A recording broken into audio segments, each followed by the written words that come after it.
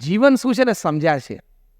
Warren બફેટને ક્યારેય tension નથી. અને આપણે 6 વાગ્યા પછી મોબાઈલ ચાલુ રાખીએ છીએ. 6 વાગે નહીં, રાત્રે 11 વાગે, રાત્રે 11:30 વાગે, 11:15 વાગે સુધી વખતે પણ પાછો મોબાઈલ જોઈએ. કોઈનો વોટ્સઅપ છે, કોઈનો SMS છે, તે રાત્રે 11 વાગ્યા સુધી તું મોબાઈલ ચાલુ રાખે છે. એટલે તું પ્રાઇમ મિનિસ્ટર ઓફિસમાંથી કોઈ ફોનની અપેક્ષા રાખસ? તને એમ કે તને 2G વિશે ને સ્પેક્ટ્રમ વિશે ને કોલ સ્કેમ વિશે બહુ ખબર છે, એટલે કોઈક દિવસ જોઈન્ટ પાર્લામેન્ટરી કમિટી માટે તમને PMOમાંથી ઇન્વિટેશન આપે, એમ તમે માનો છો? આ તો કદાચ નરેન્દ્રભાઈને તમારી તાત્કાલિક જરૂર પડી એવું તમે માનો છો? ભાઈ, તમારી જરૂર કોઈ નથી. આજે ખાલી આ સેમિનાર પતે પછી ટ્રાય તો કરજો. બંધ નહીં, સાયલેન્ટ ઉપર રાખજો. ને ફોન આવે તો જોજો. ઇમરજન્સી હોય ને, જન્મ મરણનો ખેલ હોય ને, તો ફોન ઉપાડજો.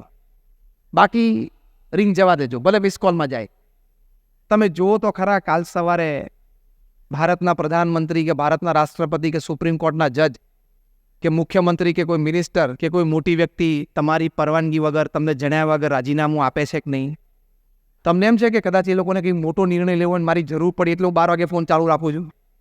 આપણા જેવા ભારતમાં 125 કરોડ છે. આપણે કોઈએ કેફ રાખવાની અમારે કે તમારે જરૂર નથી કે મારા વગર છે ને મારે તો ફોન ચાલુ જ રાખવો પડે. મારા વગર આ તંત્ર અટકે. બધા ઘણા શબ્દ બોલે છે. મારા વગર આ તંત્ર અટકે. એકચ્યુઅલી તારા વગર વધારે સારું ચાલશે. ટ્રાય કર, બોલ. કારણ કે મિસિસ ઇન્દિરા ગાંધી હતા ને, ત્યારે ભારત એવું માનતું હતું કે મિસિસ ગાંધી વગર ભારત ના ચાલે. જ્યારે ઈરાનના શાહ હતા ને, ત્યારે લોકો માનતા હતા કે શાહ ના હોય ને તો ઈરાન ના ચાલે. 25 વર્ષ ઈરાન ઉપર રાજ કરે. જ્યારે રોનાલ્ડ રેગન અમેરિકાના પ્રેસિડેન્ટ હતા ને, ત્યારે લોકોને એમ થતું કે આવો પ્રેસિડેન્ટ હોય ને તો જ અમેરિકા સંભવે, બાકી અમેરિકા મહાસત્તા ના રહી શકે. રેગન તો જોઈએ. આજે 3માંથી કોઈ નથી ને તો ત્રણેય દેશોએ ખૂબ પ્રગતિ કરી. એમ તમે કદાચ કુટુંબમાં ના હો ને તો એ કુટુંબ સુખી હોઈ શકે. ચિંતા નહીં કરવાની. ઘણા બધાના ઘરે તમે સવારે 9 વાગે ઘરેથી નીકળતો હતો ને, એટલે ઘણા બધાને થતું હશે કાંઈ સમય સાંજે 6 વાગ્યા સુધી ખાલી જગ્યા તમે પૂરી હો, શાંતિ. આ સ્ટ્રેસ મેનેજમેન્ટ. તમે સવારે 9 વાગે ઘરેથી નીકળો એટલે ઘરમાં ઘણા બધાને એમ થતું હશે કે હવે સાંજે 6 વાગ્યા સુધી શાંત. જો બધા બોલે છે મોઢેથી, એટલે કોઈએ આપણે એવું માની લેવાની જરૂર નથી કે મારા વગર ઘર ન ચાલે, મારા વગર ધંધો ન ચાલે, મારા વગર આ વહીવટ નહીં ચાલે. બધું જ ચાલશે, વધારે સારું ચાલશે. You manage your time. સમય મેનેજ કરીને બેલેન્સ કરો, નહીં તો પ્રોબ્લેમ આવશે જ. એટલે 8+8+8ની સિસ્ટમ બને ત્યાં સુધી એન્ફોર્સ કરવાનો પ્રયત્ન કરજો. એમાં છેલ્લા 8ની આપણે વાત ચાલે છે કે ફેમિલી, એવી જ રીતે ફ્રેન્ડ, એવી રીતે હેલ્થ, હાઇજીન અને હોબી, સ્વાસ્થ્ય માટે પણ થોડો પ્રયત્ન કરજો. નહીં તો ત્યાંથી પણ સ્ટ્રેસ જન્મી શકે છે. તમારી 25, 30, 35 વર્ષની ઉંમર બ્લડ પ્રેશર, ડાયાબિટીસ ચાલુ થશે ને એટલે તણાવ આવશે. Doctor am right or wrong? આવશે જ. એ તમે લગ્ન પ્રસંગમાં ગયા હો અને ફર્સ્ટ ક્લાસ સુરતી ઘારી ઘીની લસબસતી પડી હોય અને તમે ખાઈ નહીં શકો ને, એમાંથી તણાવ જન્મશે. Stress can come by that way also. એટલે હેલ્થ અને હાઇજીન ઉપર અત્યંત ધ્યાન રાખજો. સુરતમાં ઓબેસિટીના પ્રશ્નો બહુ વધવા માંડ્યા છે. એટલે કે સ્થૂળપણું, જાડાપણું, એના પ્રશ્નો બહુ વધતા ગયા. કારણ કે અહીંના ખોરાકમાં તેલ મુખ્ય છે. શાક ને બધું તે તેલમાં તરતું હોય છે ને, ભયંકર છે. સુરતમાં હાર્ટ એટેક, કાર્ડિયાક એરેસ્ટનો રેટ પોપ્યુલેશન પ્રમાણે પણ બહુ જ ઊંચો છે. એનું કારણ આ છે બેઠાડું જીવન. ઓબેસિટી, એસી ઓફિસમાં તમે 8-10 કલાક રહો એટલે જાડાને પોળા થવા જ માંડવાના. એટલે હેલ્થ માટે, એક્સરસાઇઝ માટે પણ અડધો-પોણો કલાક રોજ કાઢવો જોઈએ, તો તમે મેનેજ કરી શકશો. હેલ્થમાં એક્સરસાઇઝની સાથે સાથે, આમાં હું ડીપ જતો નથી કારણ કે તો બધા ઘણા બધા ટ્રેનર્સ હોય જે કરે છે, પણ યોર ફૂડ હેબિટ્સ, શાસ્ત્રમાં લખેલી વાત તમે લોપો ખોરાક સંબંધી, એટલે પણ સ્ટ્રેસ આવશે. Now we are coming to the 4th point. Stress ક્યાંથી આવે છે? શાસ્ત્રમાં લખેલું છે કે સવારે રાજા જેવું ખાવું, બપોરે શેઠ જેવું ખાવું અને સાંજે ભિખારી જેવું ખાવું. આપણે રિવર્સ થઈ ગયું. આપણું મેઇન ફૂડ ડિનર થઈ જાય છે ને, રાત્રે પાર્ટીઓમાં ગયા હોય એટલે ભરપેટ ભોજન. તમે 9 વાગ્યા પછી રાત્રે જમો અને રાત્રે સુવો, તમે ગમે તેટલી એક્સરસાઇઝ કરો ને તો તમારું પેટ 12 વાગ્યા રહે. જેનું પેટ 12 હશે ને બધા તમે 8:30 પછી જમતા હશો, 9 વાગ્યા પછી. હેપન્સ. એક આ વાત લખી છે. બીજું લખ્યું છે ગરમ ગરમ જમવું અને ઠંડા પાણીએ નાહવું. આપણે રિવર્સ થઈ ગયું. ઠંડુ ઠંડુ ફ્રીજનું જમવું અને ગરમ પાણીએ નાહવું. ઇફેક્ટિંગ યોર હેલ્થ. અહીંથી સ્ટ્રેસ જન્મી શકે છે કારણ કે તમારી હેલ્થ બગડે છે. પ્રમુખ સ્વામી મહારાજ એક આગળની સરસ વાત કરી છે. પ્રમુખ સ્વામી મહારાજ સાજીક એક વખત બોલેલા કે કમ ખાઈએ તો શરીર સારું રહે અને ગમ ખાઈએ તો મન સારું રહે. Stress management. કોઈ જગ્યાએ તણાવ આવે જ નહીં, શરીર સારું રહે અને મન સારું રહે તો તણાવ આવવાની શક્યતા જ નથી. એટલે યોર ફૂડ હેબિટ્સ, શાસ્ત્રમાં લખેલું છે, શ્રીમદ ભગવદ્ ગીતામાં ભગવાન સ્વામિનારાયણ પણ વચનામૃતમાં લખ્યું છે, વિષયા વિનિવર્તન્તે નિરાહારસ્ય દેહિનઃ. અત્યંત ખોરાક ઉપર સંયમ જોઈએ. ઘણા તો પેટ આમ ગટર હોય ને એવી રીતે અંદર બધું નાખ કરે છે. You have to control your self. નહીં તો એમાંથી બહુ જ હેલ્થ રિલેટેડ ઇસ્યુઝ ઊભા થાય છે. અને આ જંક ફૂડ, એના તો બધા આર્ટિકલ્સ તમે વાંચ્યા હશે, હું તો ખાલી એક જ લીટીમાં કહું છું, એમાંથી મલ્ટિપલ ડિઝીઝ ઊભા થાય છે. બરાબર છે? આ તૈયાર ફૂડ બધું આવે છે, જંક ફૂડ અને સોફ્ટ ડ્રિંક્સ, એ તમારી હેલ્થ ભયંકર રીતે બગાડી શકે. એમાંથી પછી સ્ટ્રેસ જન્મશે. એટલે આ સ્ટ્રેસ માટે health is also very important. Fifth important thing is sum lack of basic understanding. અમુક મૂળભૂત વિચારો એ આપણા મનમાં એકદમ ક્લિયર હોવા જોઈએ અને આપણા વર્તનમાં પણ એકદમ સ્પષ્ટ હોવા જોઈએ. કેવા વિચારો? તો પહેલાં આપણા એટીટ્યુડ સંબંધી વિચારો, એટલે કે આપણા દ્રષ્ટિકોણ અને વલણ સંબંધી વિચારો. સમજવાનો કે બધું આપણું ધાર્યું નથી થતું, આપણા મન પ્રમાણે નથી થતું. મારું ધાર્યું થાય, મારા મન પ્રમાણે થવું જોઈએ, કારણ કે હું આ કુટુંબનો વડીલ છું, હું આ ધંધાનો ચેરમેન છું, એટલે હું કહું એમ થવું જ જોઈએ. છે આ શક્ય? યસ ઓર નો? અહીંથી સ્ટ્રેસ જન્મે છે. આપણા વલણ, આપણી માનસિકતા અને આપણા વિચારો. પરિસ્થિતિને અનુકૂળ થવું એ પણ આપણું વલણ છે. વ્યક્તિને અનુકૂળ થવું એ પણ આપણું વલણ છે. સંજોગોને અનુકૂળ થવું એ પણ વલણ છે. અનુકૂળતા તો લાઈફમાં બધાએ લાવવી પડશે. દરેકનું મનનું ધાર્યું કાયમ નથી થતું. થાય છે 100% અત્યાર સુધી બધા જ કામ પોતાના મન ધાર્યા પ્રમાણે થયા હોય એ વ્યક્તિ આંગળી ઊંચી કરો કે મારા જીવનના બધા કામ મારા નિર્ણય પ્રમાણે થયા છે. એમની ટૂર નીકળી છે બધી આપણા પ્રમાણે, તારે રાકેશ બધું આપણા પ્રમાણે કામ થયું? ના થાય. Pluses and minuses is part of life. Give and take is the system. High and lows are the rule of the law, rule of the land. તો એ વખતે વલણ સવડું રાખવા, અભિગમ સરખો રાખવાનો, તો મન બગડે એ બહુ જ જરૂરી છે. તુકારામ હતા, એમને જીવનમાં કેવો પ્રસંગ બની ગયો. એમના જીવનનો જે પ્રસંગ બન્યો આપણા જીવનમાં આવે ને તો સખત સ્ટ્રેસ આવે, તણાવ. તુકારામને બધા ગામવાળાએ કીધું કે આ તો આપણું ગામ બગાડે છે, છોકરાઓને વ્યસન મુક્ત કરે છે, ભગવાનમાં શ્રદ્ધા કરાવે છે, એટલે આનું આપણે અપમાન કરીને ગામમાંથી એને કાઢી મૂકો. એટલે ગધેડા ઉપર બેસાડ્યા, માથેથી બધા વાળ કાઢીને મુંડન કરાવી દીધું, માથે ચૂનો ચોપડ્યો, ઊંધા બેસાડ્યા, ગધેડેનું પૂંછડું હાથમાં આપ્યું અને ગળામાં રીંગણાની માળા પહેરાવી અને ગામમાં ઢંઢેરો પીટાવીને કાઢ્યા અને છોકરાઓએ ધૂળ નાખી. હવે કેટલું અપમાન કહેવાય. ઘરે પાછા આવ્યા ને ગધેડા પરથી ઉતરે એટલે એમના પત્ની કીધું કે હું તો આપઘાત કરી નાખું છું. મારા પતિનું આવું અપમાન ગામમાં હું સહન ન કરી શકું. કાલે સવારે કૂવે મારે પાણી ભરવા જવું હોય ને લોકો મને શું કહેશે, કેમ જોશે. તુકારામ એમના પતિનો હાથ પડીને અંદર લઈ ગયા કે જો આમાં શું ખોટું થયું? અરે કે શું બધું ખોટું થયું? આપણું આટલું અપમાન થયું? તુકારામ કે જો આપણા લગ્ન 18 વર્ષ પહેલાં થયા ત્યારે આપણે ઘોડે સવારી થઈ નહોતી, ગામમાં આપણો વરઘોડો નીકળ્યો નહોતો, તે આજે આ લોકોએ મફતમાં કાઢ્યો. ફેરફાર એ વિચારધારામાં જ કરવાનો છે. બીજું, આપણે ગરીબ છીએ, છેલ્લા 6 મહિનાથી હું વાળ નહોતો કપાવી શક્યો, આ લોકોએ વાળ કાપી આપ્યા, પાછો ચૂનો ચોપડ્યો ને એટલે હવે ઓળો પણ નહીં થાય, ડેન્ડ્રફ એનો ઇસ્યુ પણ જતો રહ્યો. અને ત્રીજું, એટલે આ રીંગણાની માળા. આપણે અઠવાડિયાથી શાક નહોતું ખાધું, રોટલો અને છાશ જ ખાતા હતા. શાક કરને આપણે બે ખાઈએ, ગામને જે બોલવું એ બોલે, ગામને જે બોલવું એ બોલે. હવે આ વ્યક્તિને ક્યારેય સ્ટ્રેસ આવે એ તો બીજી કોઈ વ્યક્તિ હોય ને અપમાનની નીચે દબાઈ જાય. હું મારું અપમાન, લોકો હવે શું જોશે, મને શું વિચારશે? તુકારામને કાંઈ નહોતું. જે થયું એમાંથી પોઝિટિવ શું લેવાનું એટલું જ વિચાર કરવાનો. તો સ્ટ્રેસ નેવર કમ્સ. તણાવ આવે જ નહીં. આપણા જીવનમાં પણ જે પ્રસંગો બને છે ને એમાં તમે આવું સૌનું વિચારી શકો છો તો સ્ટ્રેસ નહીં આવે. It has been proved that what happens with you is only 10%. How you take it is 90%. તમારી સાથે જીવનમાં કોઈ પણ ઘટના બને ને એની ઇમ્પેક્ટ 10% જ હોય છે. તમે એ ઘટનાને કેવી રીતે લો છો, જોવો છો ને એની ઇમ્પેક્ટ 90% હોય છે. What happens with you is 10%.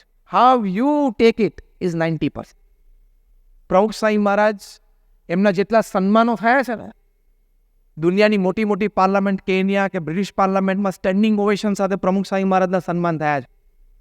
અને એવા જ પ્રમુખ સ્વામી મહારાજના અજ્ઞાની લોકોએ તિરસ્કાર કરીને અપમાન પણ કર્યા છે. આ બંને પરિસ્થિતિમાં પ્રમુખ સ્વામી મહારાજનું સંતુલન અમે નજરે જોયું છે. કોઈ માન આપે, હાર પહેરાવે ને કી ટુ ધ સિટી આપે, અને સ્ટેન્ડિંગ ઓવેશન. કેનેડાની પાર્લામેન્ટમાં 540 સાંસદો પ્રમુખ સ્વામી મહારાજ માટે ઊભા થઈ ગયેલા. તો એ પ્રમુખ સ્વામીના ચહેરા ઉપર મને આવું માન મળે છે એવી એક લકીર નથી. અને લોકોએ એમના જબરદસ્ત મોટા અપમાન કર્યા છે, તો પણ સ્થિરતા. કેમ? આ વલણ કે તમારી સાથે જે કંઈ ઘટના બને છે ને એની ઇમ્પેક્ટ 10% જ છે. તમે ઘટના વિશે શું વિચારો છો, કેવી રીતે લો છો, એની 90% ઇમ્પેક્ટ. તો પ્રમુખ સ્વામી મહારાજ એવું માને છે જે કંઈ થાય છે ભગવાનની ઈચ્છાથી થાય છે. માન મળ્યું ભગવાનની, અપમાન થયું ભગવાનની ઈચ્છા. આપણે શું કામ આપણો આનંદ ગુમાવો? હવે આ વ્યક્તિને કોઈ દિવસ સ્ટ્રેસ આવે? કોઈ દિવસ તણાવ ના આવે? પ્રમુખ સ્વામી મહારાજ એક બહુ સરસ વાત સમજાવે છે કે જીવનમાં ક્યારેય સામાજિક કે કૌટુંબિક જીવનમાં તણાવ ના આવે એની માટે એક સમજણ, એક વલણ, એક વિચાર શું રાખવાનો. ધારો કે પ્રમુખ સ્વામી મહારાજ બહુ સરસ સમજાવે છે કે કોઈ તમને કીધું તમે ગધેડા જેવા છો. હવે આટલી ભર સભામાં કોઈ વ્યક્તિને કહું તમે તો ગધેડા જેવા, તમને કેવું લાગે? અપમાન લાગે ને? કોઈને પણ લાગે. પ્રમુખ સ્વામી મહારાજ કહે છે કે કોઈ તમને એમ કે ને ગધેડા જેવો છો, સ્વામી કહે છે કે આપણે આંખ બંધ કરવી એટલે 2-5 સેકન્ડ વિચારું કે મારે ધોળું ચામડું છે, મારે પૂંછડું છે, મારે 4 પગ છે, મારે લાંબા કાન છે? નથી. તો હું ગધેડો નથી, હું માણસ. આટલું જ વિચારવાનું હોય છે આમાં. પ્રમુખ સ્વામી મહારાજ કહે છે કે તને ગધેડો કીધો ને ત્યારે તું ગધેડો નથી થયો, પણ તે બાઈક ચડાવીને કે મને ગધેડો કીધો, હવે થયો, હવે તું થયો. કોઈ કહી જાય એમાં ક્યાં આપણે બની જઈએ છીએ? કોઈ આપણને કહી જાય એમાં આપણે બની નથી જતા. જે રિએક્શન આપીએ છીએ ને ત્યારે આપણે બનીએ છીએ. That reaction is stress. એ જે રિએક્શન છે ને પછી આખી જિંદગી યાદ રાખે કે આને મને ગધેડો કીધો હતો. બોલે, જીભ છે તો બોલે. પ્રમુખ સ્વામી મહારાજ બીજું શીખવાડે છે. તમારું નામ શું? લાલજીભાઈ, પ્રકાશના ફાધર. હા, આપણે મળ્યા છીએ. તમને કોઈ એમ કે આમ હાથ લાંબો કહીને કે તમે તો લાલજીભાઈ ગધેડા જેવા છો, તો આટલું જ વિચારવાનું છે. અને બીજું તમારી સામે જઈને કહું કે કાંતિભાઈ અહીંયા હો તો તમે મને શું કહો? હું કાંતિ નથી. તમે બોલ્યા ને કે હું કાંતિ નથી, હું લાલજીભાઈ છું. એમ કોઈ ગધેડો કહેતા આટલું જ કહેવાનું, ભાઈ હું ગધેડો નથી, હું મુકેશ, ચિરાગ, અનિલ એટલું જ છું, હું ગધેડો નથી. તમારે ક્યાંક જોવામાં ફેર લાગે, આટલું જ કહેવાનું છે. બહુ સ્થિરતા રાખવાની, બહુ જ ધીરજ રાખવાની. તમને કોઈક એક શબ્દમાં ઇગ્નાઇટ કરી જાય એટલા બધા તમે વીક છો? કોઈક એક શબ્દ નાખે અને તમે ઇગ્નાઇટ થઈ જાઓ એટલા બધા વીક છો? હા કે ના? હા કે ના બોલો? ના. તો હવે કોઈક ગધેડો કે ત્યારે રિએક્શન બરોબર આપજો. મેં શીખવાડ્યું એવી રીતે. હા, રોજ સવારે પોતાની જાતને કહેવાનું, I am not that weak that anybody can ignite me anytime. કોક મારો ટેમ્પરામેન્ટ ને મારો જે ગમ્યું, જે સારું લાગ્યું, મારા ગુરુની જે આજ્ઞા છે પ્રમાણે છે, it's fine, it's okay, you live your life.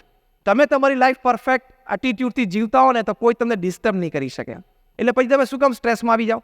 તમે કેવી રીતે સ્ટ્રેસમાં આવી જાઓ? પિયુષને આજે કહેજો, હવે મને પકડાયું, ધર્મનંદન પિયુષ મુંબઈમાં અમે ખૂબ મળેલા. કોક તમને આપણને શું કામ ડિસ્ટર્બ કરી જાય?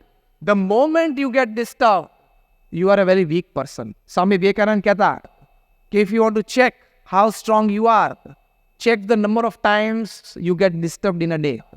તમે કેટલા તાકાતવાન છો એ તમારે ચેક કરવું હોય તો કેવી રીતે ચેક કરો? દિવસમાં કેટલી વખત વગર કારણે તમારું મોઢું દિવેલ પીધેલું થઈ જાય છે. તમે ફર્સ્ટ ક્લાસ એસી ઓફિસમાં બેઠા હોય, તમારા 3 ગ્રાહક બેઠા હોય, તારો ધંધો લઈને આવ્યા હોય, તો એ ખાલી માહિતી મળે ને કે તમારા પ્રતિસ્પર્ધીને તો બેલ્જિયમમાં એક મોટો ઓર્ડર મળ્યો, અહીં બેઠો બેઠો ડાઉન હશે એટલે વાતમાં કંઈક તથ્ય તો હશે. એની ખીચડી એ ખાય છે, તારી ખીચડી તું ખાય છે, શું કામ તકલીફ કરે છે? અને everybody cannot become Mukesh Ambani, Ratan Tata and Sunil Bharti Mittal. નહીં તો કોણ પછી એને ત્યાં કામ કરશે? બધા મુકેશ અંબાણી, રતન ટાટા બની જાય તો પછી એને ત્યાં કામ કોણ કરશે? એટલે એટીટ્યુડ્સ સવડા રાખવાના, અભિગમ સવડા રાખવાના. પરિસ્થિતિ એવી ઊભી થઈ. પ્રમુખ સ્વામી મહારાજ એક વખત ન્યુયોર્કમાં હતા.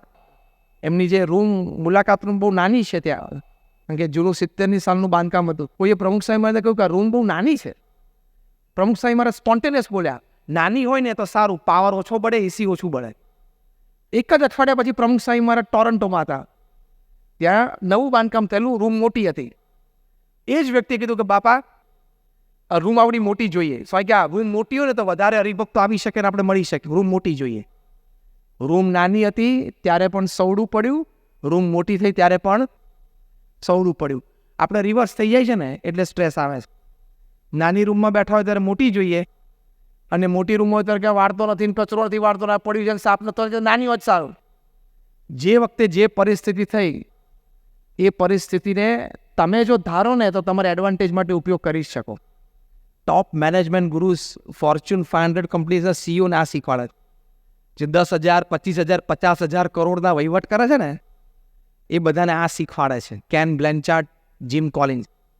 ગમે તે પરિસ્થિતિ ઊભી થઈને, માન કે અપમાન, તિરસ્કાર, ખોટ, લાભ, એને તમે ખૂબ સારી રીતે સમજીને પરિસ્થિતિને ફેરવી શકો તમારા એડવાન્ટેજ માટે. તમને આવડવું જોઈએ.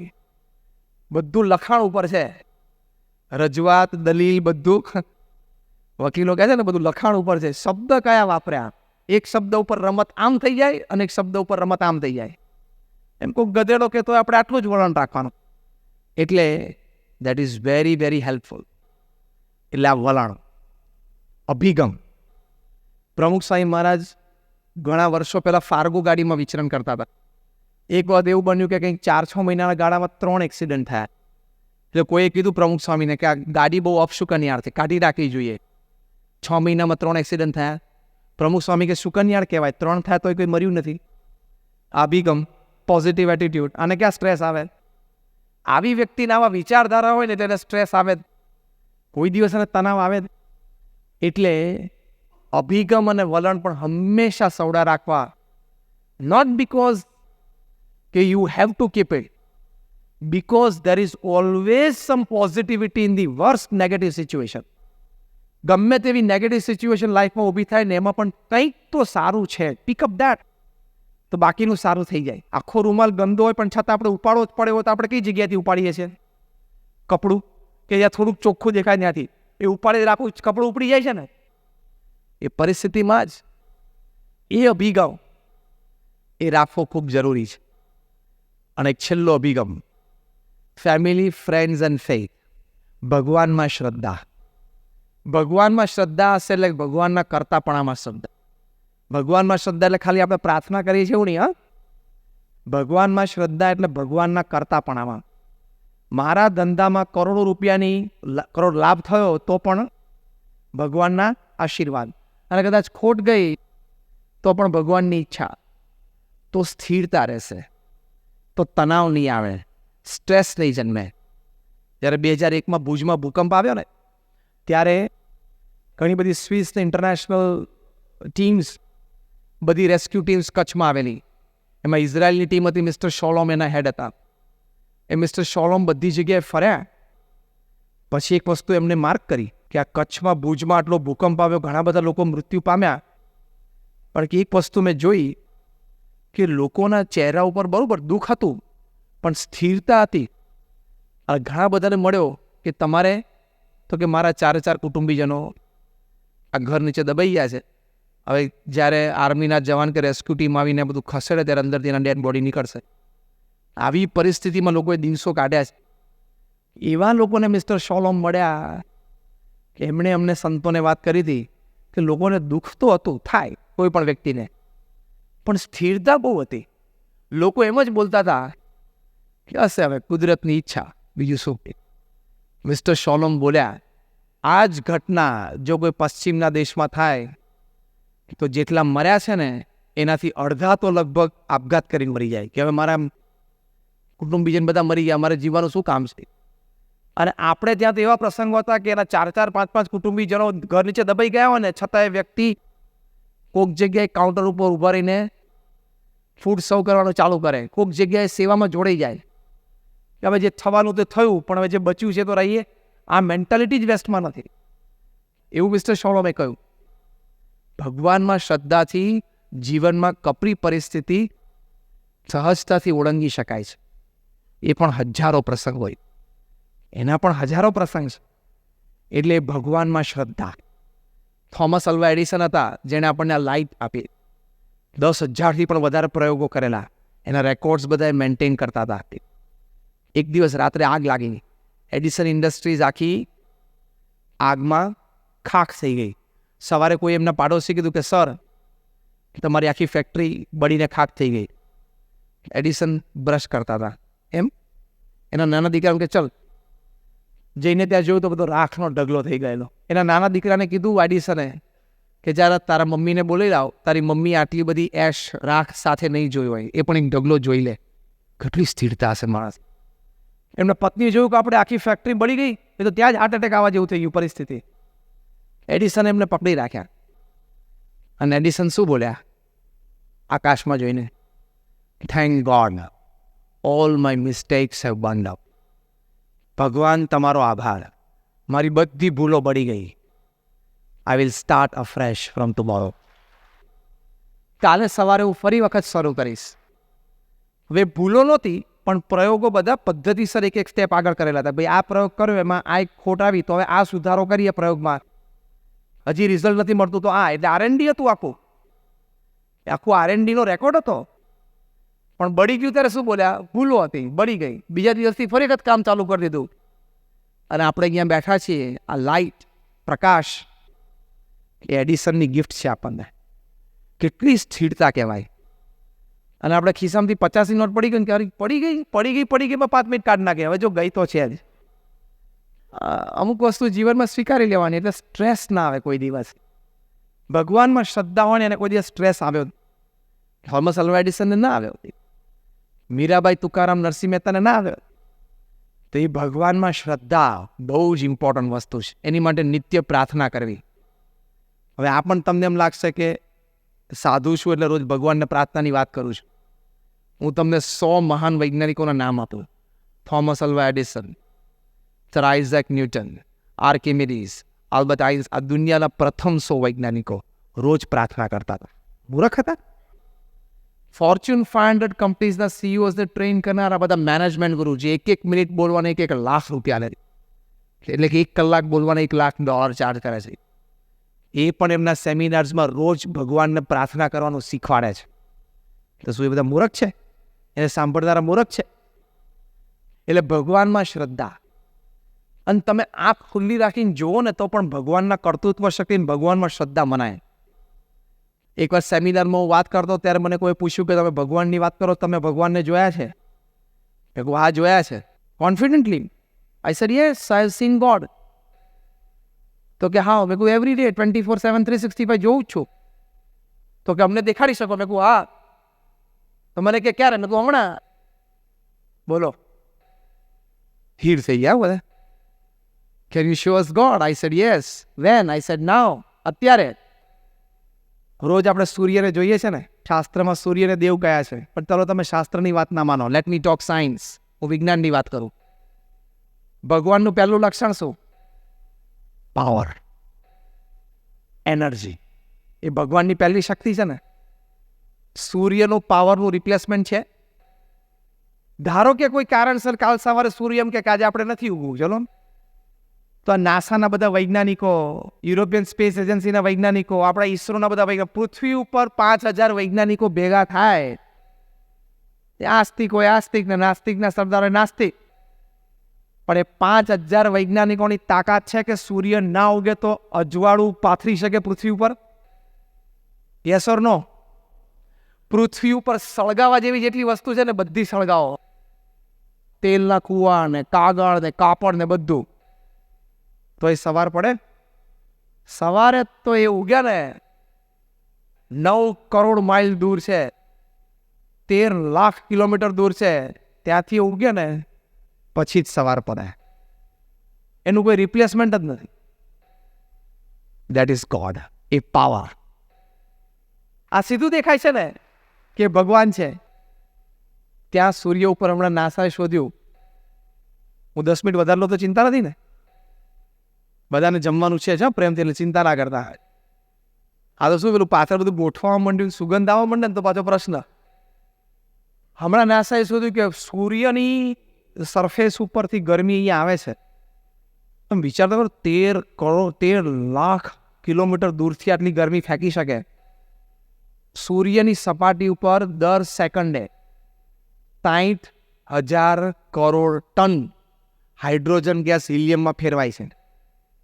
60,000 કરોડ ટન હાઇડ્રોજન ગેસ હિલિયમમાં ફેરવાઈ જાય છે. એની જે હીટ ઉત્પન્ન થાય છે, જે તેજ ઉત્પન્ન થાય છે ને, એમાંથી 2 કિરણો પૃથ્વી ઉપર પડે છે અને 50 કરોડ યોજન પૃથ્વી ઉપર અજવાળા પાથરી દે છે. આવી તાકાત. આપણે સૂર્યની વાત કરી ત્યાર સુધીમાં કેટલો ગેસ ફેરવાઈ ગયો? પતી ગયો. તમારા સુપર કોમ્પ્યુટરે પતી ગયા, કેલ્ક્યુલેટર તો પતી ગયા, મોબાઈલના સુપર કોમ્પ્યુટરે પતી ગયા. 0 આટલા આવવા જોઈએ ને ડિજિટમાં. હવે એટલો ગેસ પૃથ્વી ઉપરથી કાઢવો હોય તો ધારો કે એટલો ગેસ કાઢ્યો એટલે પૃથ્વી આવડી થઈ જાય, લીંબુ જેવડી. બીજું, 7 અબજની વસ્તી સવારના પોરમાં ઉઠીને ધૂળ નાખવા માંડે. કરી 45 ડિગ્રી ટેમ્પરેચર શાનો વરસાવે? ઢાંકી દઉં. 7 અબજની વસ્તી ધૂળને પ્લાસ્ટિકના પેલા કંતાને બધું ઊંચું કરવા માંડે ત્યારે ડાઘ લાગે. ધૂળ નાખે તો એ ધૂળ ક્યાં આવીને પડે? આપણે માથે. અને સૂર્યને ઢાંકવાનો પ્રયત્ન કરો તો ઢંકાય. અને એને ત્યાંથી એમ થાય કે પૃથ્વીની પ્રજાપતિ દોઢ થાય છે, લાય 2-4 ડિગ્રી વધારે દઉં તો પતી જાય આપણો કાર્યક્રમ. કે આ બધા દોઢ થાય છે ને, એટલે લાવો જરા ટેમ્પરેચર થોડુંક વધારો અને 50 ને 52 ને 55 અડાડી દે તો કાર્યક્રમ પૂરો. કશું ના થાય. આ તો એક સૂર્યની વાત કરી. આવા 1000 ફેક્ટર્સ એવા છે કે જે આપણી લાઈફ એની ઉપર આપણે ડિપેન્ડન્ટ છે. એક ભગવાનની શક્તિ છે. 400 વૈજ્ઞાનિકોની સભામાં મેં પ્રશ્ન પૂછેલો, મને 400માંથી કોઈ જવાબ નથી આપી શક્યા. મેં કહ્યું, ગુરુત્વાકર્ષણનો ફોર્સ છે ને, જેના લીધે આપણે પૃથ્વી ઉપર ખેંચીને રહીએ છીએ, એને નામ આપણે ગ્રેવિટેશન આપ્યું છે. એ ક્યાંથી જન્મે છે? આટલી બધી તાકાત, ખેંચવાની તાકાત પૃથ્વીની, ગ્રેવિટેશન, એનો ઉદ્ભવ સ્થાન શું છે? અને પૃથ્વી પર એક વ્યક્તિ હતો ત્યારે પણ ગ્રેવિટેશન માપમાં હતું, અને 7 અબજ છે ત્યારે માપમાં છે, અને આખી પૃથ્વી ઉપર માપમાં છે. એવું નથી કે ન્યુઝીલેન્ડમાં પેલી નદીની પેલી બાજુ જઈએ ત્યાં પગ અડધા અંદર જતા રહે છે, ત્યાં ગુરુત્વાકર્ષણ વધારે છે, અને ન્યુયોર્કની પેલી બાજુ જઈએ તો ગુરુત્વાકર્ષણ ઓછું છે તો 2 ફૂટ ઉપર ઉડીએ છે. એવું થાય છે? પૃથ્વી ઉપર ગમે ત્યાં તમે જાઓ તો વધારે ખેંચાઈ જતો અથવા વધારે હલકાપણાનો અનુભવ નથી થતો. Equal distribution of energy, pulling power ગુરુત્વાકર્ષણનો એ કોક માઇન્યુટલી અરેન્જ કરતો હોય ને તો થાય.